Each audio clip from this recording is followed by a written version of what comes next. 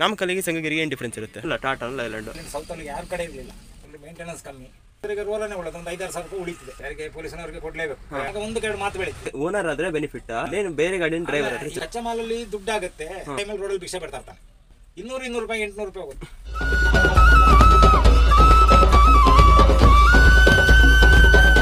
ಯಾವ ಕೆಬಿನ್ ಅಂತಾರ?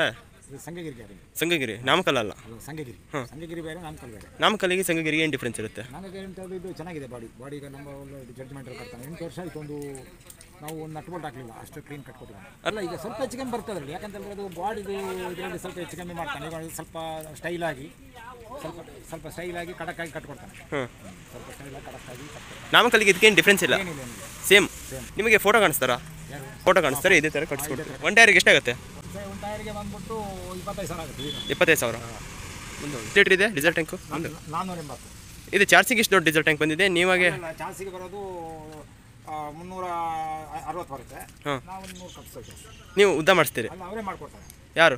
ಬಾಡಿ ಬಿಲ್ಡಲ್ಲೇ ಮಾಡ್ಕೊಡ್ತಾರೆ. ಲೀಕೇಜ್ ಬರಲ್ವಾ? ಲೀಕೇಜ್ ಬರಲ್ಲ. ಈಗ ಟೋಟಲ್ ಆಗಿ ಎಷ್ಟಿದೆ? ಇವಾಗ ಅಷ್ಟೇ 480. 480. ದಾಂಡೇಲಿಂದ ಪೇಪರ್ ಮಂಗಳೂರಿಗೆ. ಪೇಪರ್ ರೋಲಾ? ಪೇಪರ್ ರೋಲ್ ಅಲ್ಲ, ಶೀಟು ಇದೆ, ರೋಲು ಇದೆ. ಶೀಟ್ ಇದೆ, ರೋಲ್ ಇದೆ. ನಿಮ್ಮ ಹೆಸರೇನು? ನನ್ನ ಹೆಸರು ನೀಲ್ಕಂಠ ಅಂತ. ಎಷ್ಟು ವರ್ಷ ಡ್ರೈವಿಂಗ್ ಫೀಲ್ಡಿಗೆ ಬಂದು? ಡ್ರೈವಿಂಗ್ ಫೀಲ್ಡಿಗೆ ಬಂದು 1976ರಲ್ಲಿ ಬಂದಿದ್ದೀನಿ. ನನ್ನ ಕೆಲಸ ಒಂದು 84ರವರೆಗೆ ಮಾಡಿದ್ದೀನಿ. ಅದಾದ್ಮೇಲೆ ಸ್ವಂತ ಗಾಡಿ ಮಾಡಿದೆ? ಅಲ್ಲ, ಅದಾದ್ಮೇಲೆ ಲಾರಿಲಿ ಡ್ರೈವರ್ ಆಗಿ ಹೋಗಿದ್ದೆ. ಯಾವ ಗಾಡಿ? ಅದು ಕಿಂಗ್ ಆಫ್ ಕಿಂಗ್ಸ್ ಅಂತ ಹೇಳ್ಕೊಂಡು. ಅದು ಯಾವುದು? ಅದು ಮಂಗಳೂರು ಗಾಡಿ, 6 ವೀಲ್. ಅಲ್ಲ ಟಾಟಾ ಲೈಲ್ಯಾಂಡ್? ಟಾಟಾ ಲೈಲ್ಯಾಂಡ್ ಇರಲಿಲ್ಲ ಅವಾಗ. ಲೈಲ್ಯಾಂಡ್ ಸೌತಲ್ಲಿ ಯಾರ ಕಡೆ ಇರಲಿಲ್ಲ. ಸೌತ್ ಒಳಗೆ ಇದ್ದಿದ್ದು ಯುನೈಟೆಡ್ ಸ್ಟೋರ್ಸ್ ಮಡಿಕೇರಿ ಅವ್ರದ್ದು. ಎಲ್ಲ ಟಾಟಾನೇ, ಎಲ್ಲರ ಕಡೆ ಟಾಟಾನೇ ಇದ್ದಿದ್ದು. ಲೈಲ್ಯಾಂಡ್ ಬೆಸ್ಟಾ ಟಾಟಾ ಬೆಸ್ಟಾ? ಅದರಲ್ಲಿ ಇವಾಗ ನೋಡಕ್ ಹೋದ್ರೆ ಲೈಲ್ಯಾಂಡ್ ಬೆಸ್ಟ್. ಲೈಲ್ಯಾಂಡ್ ಓಡಿಸಿದಷ್ಟು ಸುಸ್ತಾಗೋದಿಲ್ಲ. ಟಾಟಾ ಸುಸ್ತಾಗುತ್ತಾ? ಟಾಟಾ ಸುಸ್ತಾಗುತ್ತೆ. ಈಗ ಬಿಟ್ಟಿರೋ ಗಾಡಿ ಚೆನ್ನಾಗಿದೆ. ಟಾಟಾ ಈಗ ಬಿಟ್ಟಿರೋ ಗಾಡಿ. ಲೈಲ್ಯಾಂಡ್ ಚೆನ್ನಾಗಿಲ್ವಾ? ಲೈಲ್ಯಾಂಡ್ ಈಗಲೂ ಚೆನ್ನಾಗಿದೆ. ಆದ್ರೆ ಲೈಲ್ಯಾಂಡ್ ಅಂದ್ರೆ ಎಲ್ಲೂ ಯಾವ ಜಾಗದಲ್ಲೂ ನಿಲ್ಲೋದಿಲ್ಲ. ಮತ್ತೆ ಅದರಲ್ಲೆಲ್ಲ ಜಾಸ್ತಿ ಕಂಪ್ಯೂಟರ್ ಸಿಸ್ಟಮ್ ಎಲ್ಲ ಕೊಟ್ಟಿದ್ದಾರೆ. ಅದ್ರದ್ದು ಏನು ಅಂತ ನಮ್ಗೆ ಗೊತ್ತಾಗೋದಿಲ್ಲ. ಟಾಟಾದಲ್ಲಿ ಇಲ್ವಾ? ಇಲ್ಲ, ಲೈಲ್ಯಾಂಡ್ ಒಳಗೆ ಅದೆಲ್ಲ ಇಲ್ಲ. ನಮ್ಮ ಗಾಡಿ BS 3 8113. ಅದರಲ್ಲಿ ಮೇಂಟೆನೆನ್ಸ್ ಕಮ್ಮಿ. ನಮ್ಗೆ ಇವತ್ತವರೆಗೂ ಅದರಲ್ಲಿ ಏನು ಗೊತ್ತಾಗಲಿಲ್ಲ. ಒಳ್ಳೆ ಪಿಕಪ್ ಕೊಟ್ಟಿದ್ದಾರೆ, ಒಳ್ಳೆ ಚೆನ್ನಾಗಿದೆ ಅಂತ ಹೇಳ್ಕೊಂಡು ಈಗ ಟಾಟಾದವರು ಹೇಳ್ತಾರೆ. ಟಾಟಾ ಓಡಿಸ್ದವರೆಲ್ಲ ಹೇಳ್ತಾರೆ ಒಳ್ಳೆ ಪವರ್ ಇದೆ ಗಾಡಿ. ಆದರೆ ಇದು ಪವರ್ ಇಲ್ಲ, ಇದು ಮೇಂಟೆನೆನ್ಸ್ ಕಮ್ಮಿ. ಅದು ಲೈಲ್ಯಾಂಡ್ ಮೇಂಟೆನೆನ್ಸ್ ಕಮ್ಮಿ. ಮೇಂಟೆನೆನ್ಸ್ ಕಡಿಮೆ ಅಂದರೆ ಯಾವ ಥರ? ಮೇಂಟೆನೆನ್ಸ್ ಕಮ್ಮಿ ಅಂತ ಹೇಳಿದ್ರೆ ಇದು ಯಾವ್ದಾರ ಒಮ್ಮೆ ಇದು ಫಾಲ್ಸ್ ಗಾರ್ಡ್ ಕಟ್ ಆಗೋದಾಗ್ಲಿ, ಮತ್ತೊಂದಾಗಲಿ ಇನ್ನೊಂದಾಗಲಿ ಅದು ಆಗೋದಿಲ್ಲ. ಇದರಲ್ಲಿ ಟಾಟಾದಲ್ಲಿ ಕಟ್ ಆಗುತ್ತೆ. ಟಾಟಾದಲ್ಲಿ ಬೇಗ ಹೋಗ್ತಾ ಇರುತ್ತೆ. ಅದು ಇದು ಅಂತ ಹೇಳ್ಕೊಂಡು ಅದ್ರದ್ದು ಕೆಲಸನೂ ಬರೋದಿಲ್ಲ, ಅದ್ರದ್ದು ಸಸ್ಪೆನ್ಸನ್ನು ಸರಿ ಇರೋದಿಲ್ಲ. ಒಂದಕ್ಕೊಂದು ಯಾವ್ದಾರ ಗಾಡಿ 10 ವೀಲ್ ಆಗಲಿ 14 ವೀಲರ್ ಆಗಲಿ ಅವ್ರದ್ದೆಲ್ಲ ನೋಡಿಬೇಕಾದ್ರೆ ಇದು ಡಮ್ಮಿ ವೀಲು ಸೆಂಟ್ರಲ್ ಸಿಂಗಲ್ ವೀಲ್ಗಳು ನೇತಾಡ್ತಾ ಇರ್ತದೆ. ಇಲ್ಲಂದ್ರೆ ಆ ಕಡೆ ತಿರುಗಿರ್ತೀವಿ, ಇಲ್ಲಿ ಈ ಕಡೆ ತಿರುಗಿರ್ತದೆ. ಯಾಕೆ ಅದು ಹಂಗೆ ಅದ್ರ ಇದೆ ಅಷ್ಟೇ. ಈಗ ಲೈಲ್ಯಾಂಡ್ನಲ್ಲಿ ನೋಡಿ ಮ್ಯಾನುವಲ್ ಇದ್ದಾವೆ, ಎಲ್ಲ ಕರೆಕ್ಟ್ ಇರುತ್ತೆ. ಮತ್ತು ಅದು ಕೆಳಗೆ ಇಳಿಸೋದಿಲ್ಲ ಅವರು. ಯಾಕೆ ನೋಡಿ ಆ ಗಾಡಿಗಳು ನೋಡಿ, ಅದು ಒಂದೊಂದು ಗಾಡಿಗೆ ಮಾತ್ರ, ಯಾವ್ದಾರ ಗಾಡಿ ಇದ್ರೆ ಮಾತ್ರ ಅದ್ರದ್ದು ಸರಿ ಸಿಕ್ಕೋದಿಲ್ಲ. ಅದ್ರ ಮಾಲೆಲ್ಲ ಕರೆಕ್ಟಾಗಿ ಬರೋದಿಲ್ಲ.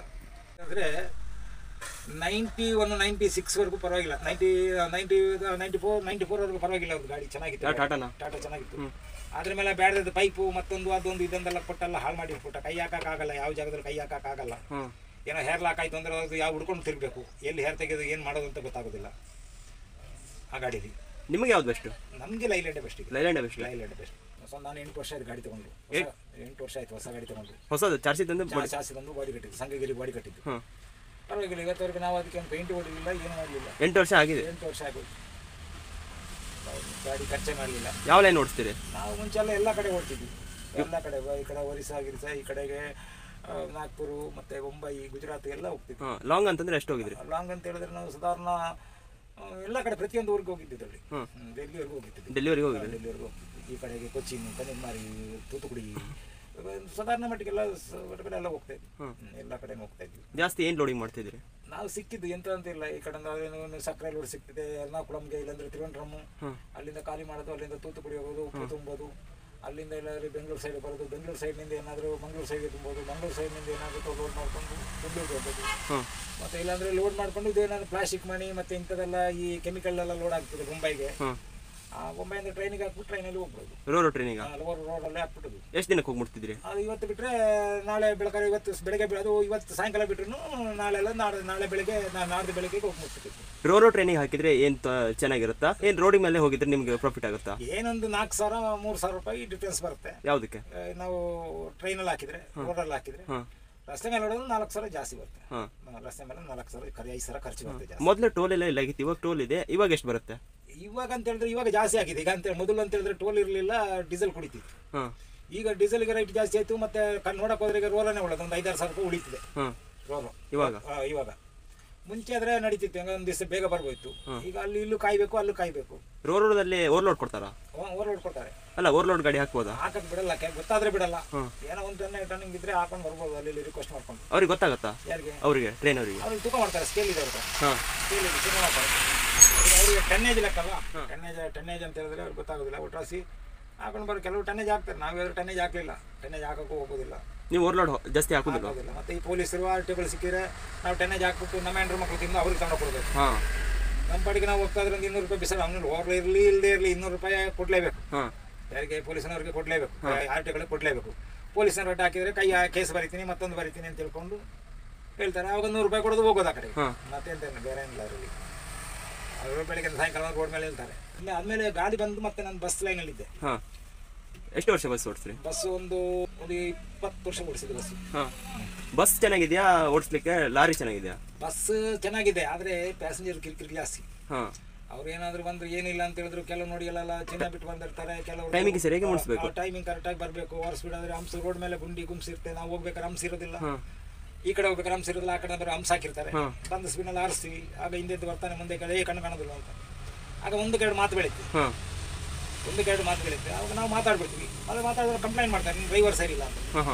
ಆಗ ನಮಗೆ ಸರಿ ಇಲ್ಲ ನಮ್ಮ ಕೇಳ್ತಾರೆ, ಯಾಕೆ ಎಂಥದ್ದು ಏನು ಅಂತ ತಿಳ್ಕೊಂಡು. ಆಗ ನಮ್ಗೆ ಅದು ಬೇಡ ಅಂತ ಹೇಳ್ತೀವಿ. ಅದು ಮಾಡಿ CPCಲಿ ಮಾಡಿದೆ, BRL ಅಲ್ಲಿ ಮಾಡಿದೆ, ಶ್ರೀದುರ್ಗಾಂಬದಲ್ಲಿ ಮಾಡಿದೆ. ಮತ್ತೆ ಅದೇ ಮಂಜುನಾಥ್, ಮೇನ್ ನಮ್ಮದು ಮಂಜುನಾಥ್, ಮಂಗಳೂರು ಟೈರ್ ಮಂಜುನಾಥ್.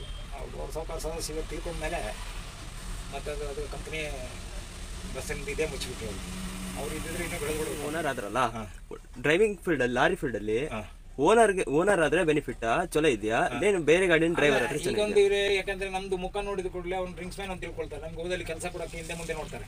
ಡ್ರೈವರ್ ಆಗಿದ್ರೆ ಡ್ರೈವರ್ ಕೆಲಸಕ್ಕೆ ಹೋದ್ರೆ ಈಗ ನಮ್ಗೆ ಡ್ರೈವರ್ ಕೆಲಸ ಮಾಡೋದು ಬೆಸ್ಟ್. ಯಾವ ತಲೆನೋವು ಇರೋದಿಲ್ಲ, ಟೈರ್ ಹೋಗಿರೋ ಯಾವ್ದಾದ್ರು ಒಂದು ರಿಸ್ಕ್ ಇರೋದಿಲ್ಲ. ಡೀಸೆಲ್ ಫೋನ್ ಮಾಡಿದವ್ರು ಹಾಕ್ತಾರೆ, ಇಲ್ಲಾಂದ್ರೆ ಹಿಂಗಾಗಿದೆ ಅಂತ ಹೇಳಿ ಹೇಳ್ಬೋದು.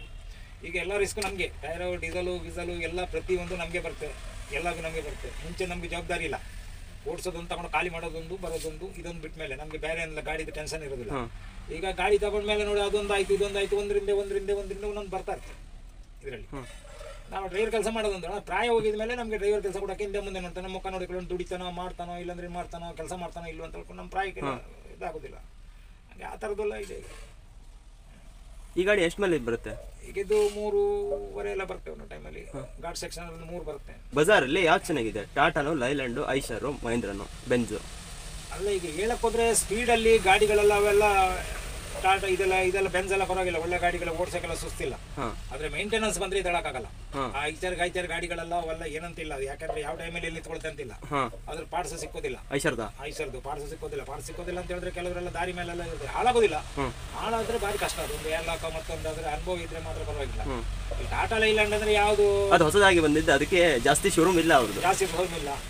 ಮತ್ತೆ ಇದು ಈ ಬೆಂಜ್ ಅಂತ ಹೇಳಿದ್ರೆ ಅದು ಕೆಲಸನೇ ಯಾರಿಗೂ ಗೊತ್ತಿಲ್ಲ. ಈಗ ನಾನು ಮಾಡ್ತೀನಿ ನೀನು ಮಾಡ್ತೀನಿ ಅಂತ ಬರ್ತಾರೆ, ಶೋರೂಮ್ ಅವರೇ ಬರ್ಬೇಕು, ಅಲ್ಲಿವರೆಗೆ ನಾವು ಕಾಯ್ಬೇಕು. ಮೊನ್ನೆ ನೋಡಿ ವೀಲ್ ಬೇರಿಂಗ್ ಒಂದು ಹೋಗಿತ್ತು ನಂದು, ಇಲ್ಲಿ ಚಂದ್ರಾಯಪಟ್ಟಣ ಕೇರ್ಪೇಟೆ ಹತ್ರ ಒಂದು ಮೆಕ್ಯಾನಿಕ್ ಫೋನ್ ಮಾಡ್ಬೇಕು, 4,000 ಕೇಳ್ದ. ಅದು ನನಗೆ ಗೊತ್ತಿತ್ತು. ಮೈಸೂರಿಂದ ಸ್ವಾಮಿನಾಥ್ ಅಂತ ಗುರುಸ್ವಾಮಿ ಅಂತ ತಿಳ್ಕೊಂಡು ಅಧ್ಯಕ್ಷ ಇದ್ದಾರೆ, ಅವ್ರಿಗೆ ಫೋನ್ ಮಾಡಿದೆ. ಬೇರಿಂಗ್ ಬಸ್ಸಲ್ಲಿ ಕಳಿಸ್ಕೊಟ್ರು, ಇಲ್ಲಿ ನಾನೇ ಬಿಚ್ಚಿಬಿಟ್ಟು ನಾನೇ ಫಿಟ್ ಮಾಡ್ಕೊಂಡೆ, ಆರಾಮಾಗಿ ಹೊರಟೆ.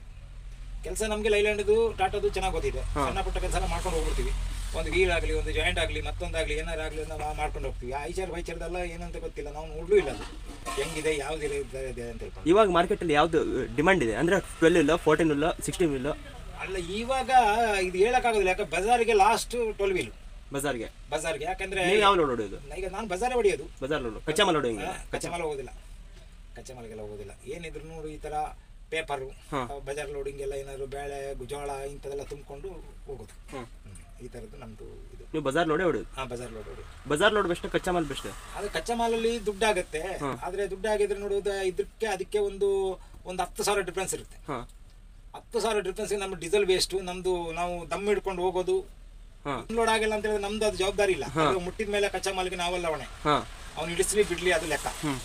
ನಾವಿಲ್ಲಿಂದ ರೂಟಲ್ಲಿ ಟೈಮ್ ಹಾಕೊಡ್ತಾರೆ, ಟೈಮಿಗೆ ಕರೆಕ್ಟ್ ಇಷ್ಟು ಟೈಮ್ ಅಂತ ಹೇಳಿದ್ರೆ ಆ ಟೈಮಿಗೆ ತಗೊಂಡು ಮುಟ್ಟಿಸಿದ್ರೆ ನಮ್ದಲ್ಲಿ ರಿಸ್ಕ್ ಮುಗೀತು. ಅವ್ನು ಖಾಲಿ ಮಾಡದೆ ಬಿಡ್ಲಿ ಏನು ನಮಗೆ ಲೆಕ್ಕಕ್ಕಿಲ್ಲ. ಅದು ನಾವು ಬಂದಿದ್ದೀವಿ ಅಂತೇಳಿ ನಾವು ಲೇಟ್ ಆಗಿದ್ರೆ ಮತ್ತೆ ತಲೆಗೆ ನಿಲ್ಲಬೇಕು ಅವನ ಮುಂದೆ. ಅದಕ್ಕೆ ಆ ರಿಸ್ಕ್ ರೋಡ್ ಮೇಲೆ ಇಷ್ಟು ಟ್ರಾಫಿಕ್ಕು, ಈ ಥರ ಕಡ್ಡ, ಈ ಥರದ್ದು RTO ಪೊಲೀಸು ಎಲ್ಲ ನಿಂತ್ಕೊಂಡು ಅಡ್ಡ ಹಾಕ್ಬೇಕಂದ್ರೆ ನಮ್ಮ ಟೈಮಿಂಗೇ ಬಿದ್ದೋಗ್ತಾ ಅಲ್ಲಿಗೆ.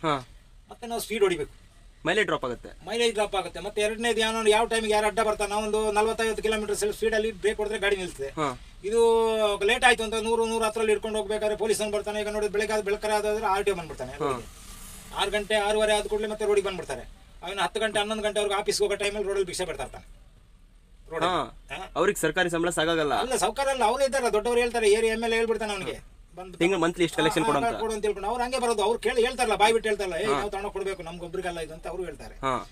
ಅದನ್ನೆಲ್ಲ ನಾವು ನೋಡ್ಕೊಂಡು ಅದನ್ನ ನೋಡಬೇಕು. ನಾವೀಗ ನೋಡಿ 3 ನಾವೀಗ ನೋಡಿ ಅಲ್ಲಿಂದ ಹೊರಟ್ರೆ ಎಲ್ಲಿಂದ ಸಾಧಾರಣ ಈಗ ದಾವಣಗೆರೆಯಿಂದ ಲೆಕ್ಕ, ದಾವಣಗೆರೆಯವ್ರು ಬಂದು ನಿಂತ್ಕೊಳ್ತಾನೆ, ಈ ಕಡೆ ಇದು ರಾಣೆಬೆನ್ನೂರು ಬರ್ತಾನೆ, ಹಾವೇರಿಯವ್ರು ಬರ್ತಾರೆ, ಹುಬ್ಳಿಯವರು ಬಂದು ನಿಂತ್ಕೊಳ್ತಾನೆ. 4 RTO 200 ರೂಪಾಯಿ 800 ರೂಪಾಯಿ ಹೋಗುತ್ತೆ. ಅದು ನಮ್ಮ ಕೈಯಿಂದ ಹೋಗ್ಬಿಡುತ್ತೆ.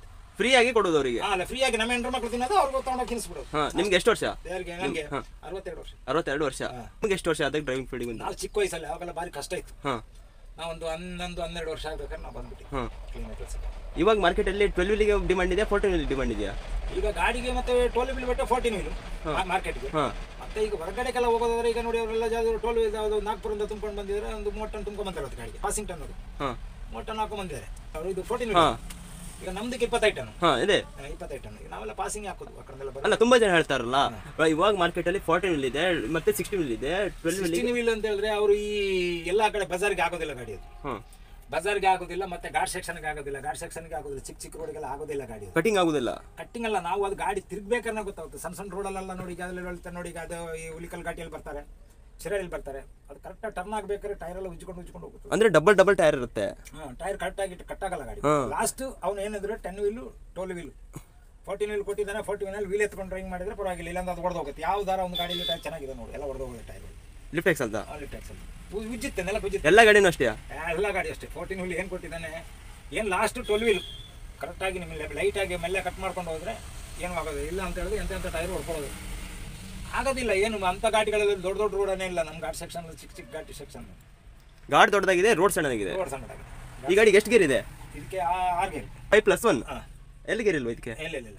ಗಾಡಿ ಒಂದು ತಿಂಗಳಿಗೆ ಎಷ್ಟು ಪ್ರಾಫಿಟ್ ಮಾಡ್ಬೋದು? ಒಂದು 3.5-4 ಮಾಡ್ತೀನಿ. ಲಕ್ಷನಾ?